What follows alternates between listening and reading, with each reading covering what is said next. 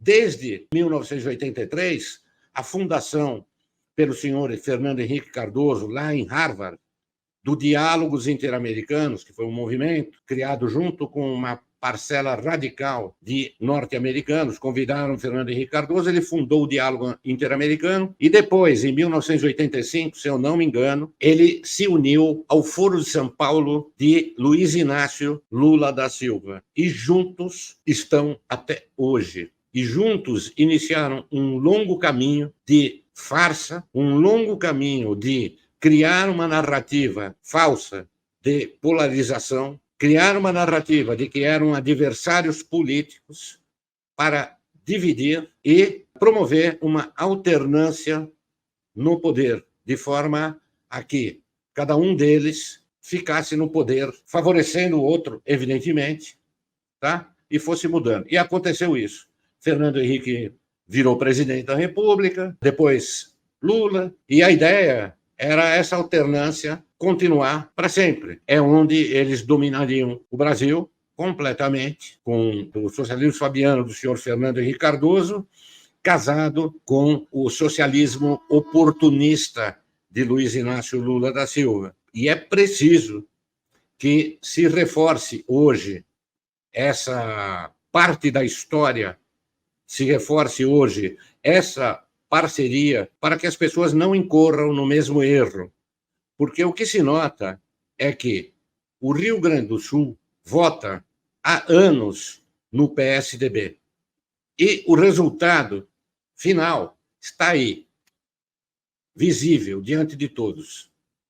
Um governador fraco, um governador aliado aos interesses do PT, que vai e volta para todos os lados, de acordo com o vento, parece pipa biruta de aeroporto, né?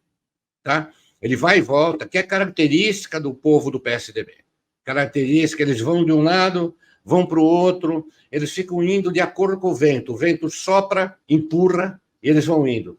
O ícone perfeito dessa situação, que é a marca registrada disso tudo, é o senhor Geraldo Alckmin, hoje peça decorativa, o vice-presidente do desgoverno de Luiz Inácio Lula da Silva, que foi, até que finalmente ele grudou no PT e entregou o que sempre foi, na realidade. Eu digo entregou o que sempre foi, porque isso, para quem lia os sinais de Geraldo Alckmin, ou como ele procedia suas ações, já percebia e já sabia que ele era parceiro do PT. É bom lembrar que é o seguinte, quando existem visitas presidenciais, governadores não têm obrigação de ir recepcionar pessoalmente o presidente da República. Vai se quer, vai se tem afinidade, vai se tem empatia, ou seja lá por qual razão. Pois bem, Geraldo Alckmin, há anos, durante uma visita da Dilma enquanto presidente, foi a São Paulo, ele foi feliz, abanando o rabinho, sorrir e abraçar Dilma Rousseff. Ele era um governador, em teoria, de oposição, não tinha nada que ter feito isso. E outras situações dele estar sempre do lado do Haddad, em reuniões, em eventos, em situações em que ele não deveria estar, mas estava. Então, isso mostra muito bem para todos o que é o PSDB. E fica o recado para o Brasil, o que está acontecendo no Rio Grande do Sul, serve para todo o Brasil, evidentemente, porque basta a gente extrapolar aí e imaginar se a situação que hoje passa o Rio Grande do Sul fosse em São Paulo, ou fosse no Rio de Janeiro, ou fosse Minas Gerais, que estivesse passando por essa situação, e, de repente, o PT,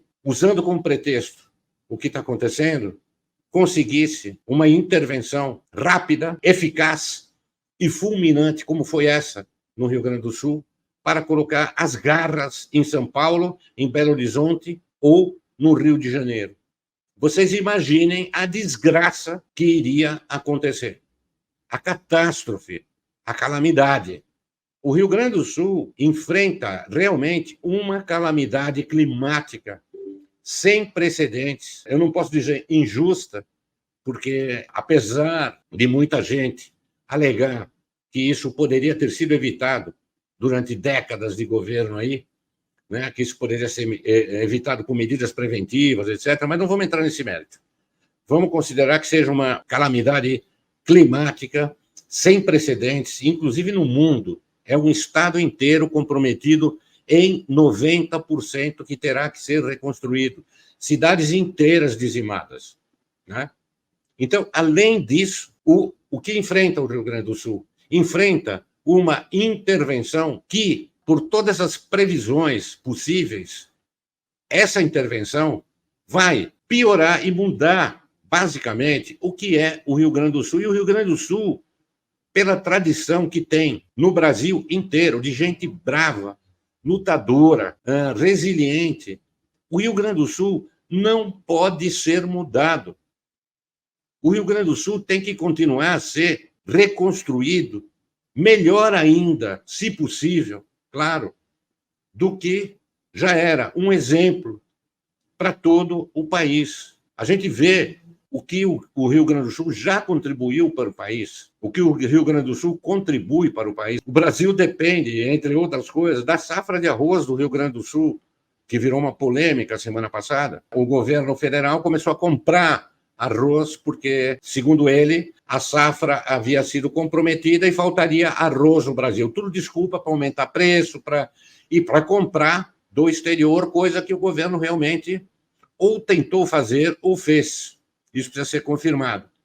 Os agricultores entraram imediatamente nas redes sociais para falar a verdade, que o que havia sido colhido até então era o suficiente e não ameaçaria o consumo dos brasileiros. O que havia sido colhido estava guardado para ser distribuído, apesar da catástrofe climática, era suficiente, estava tudo sob controle. É a conduta petista, né, que a gente vive reforçando. O Vitor acaba de me avisar aqui que, quando eu disse que a catástrofe do Rio Grande do Sul não tem precedentes, na China está havendo também outra catástrofe por alagamento, por condições climáticas, que o Vitor está mostrando aí, na China.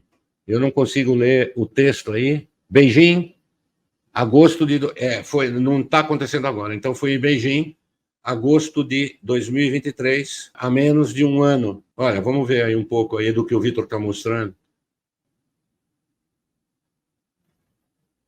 Seria muito interessante saber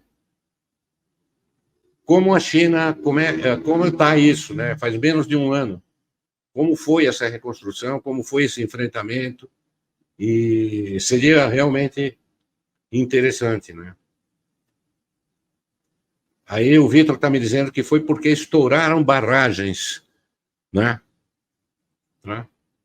E, evidentemente, a nossa mídia deixa isso tudo de lado, né? A nossa mídia não mostra.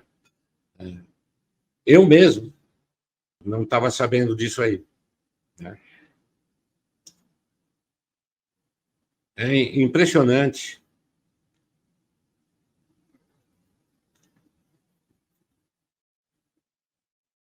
Impressionante a destruição, né? Uma coisa muito parecida.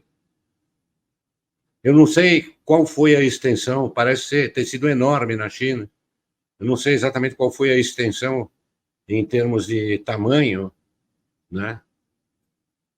Aí parece que milhares de pessoas aí morreram em túneis, dentro de carros, presos.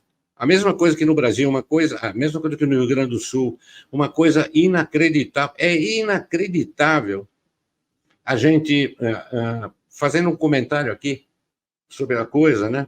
Inacreditável a gente imaginar que a coisa tenha sido tão rápida que as pessoas não tivessem tido tempo de fugir. Mas é o que aconteceu. Enfim, bom, traçamos esse paralelo com a China aí, realmente.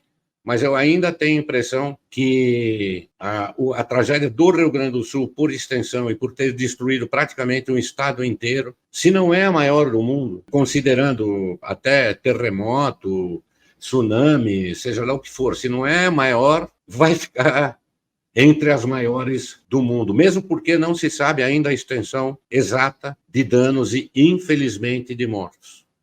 Temos esses comentários aí a respeito de corpos, muitos que ainda não foram encontrados, etc. A mídia também está abafando aí, passando pano. Eu tenho a impressão que o que deve ser feito, o que principalmente deve ser feito nesse momento, é resgatar o orgulho dos rio-grandenses, que a gente sempre viu, que todos os brasileiros sempre viram. Eu tenho certeza que esse orgulho de ser do Rio Grande do Sul não foi perdido. Claro, a minha intenção aqui é apenas reforçar isso. É uma visão de um cara aqui de São Paulo, a visão que eu sempre tive dos gaúchos, a visão da força, do povo brabo, do povo que luta, do povo que não tem medo de enfrentar a adversidade. E esse é o momento, essa é a opinião humilde de uma pessoa de São Paulo, que lembre-se de quem vocês são e da enorme tradição que vocês carregam.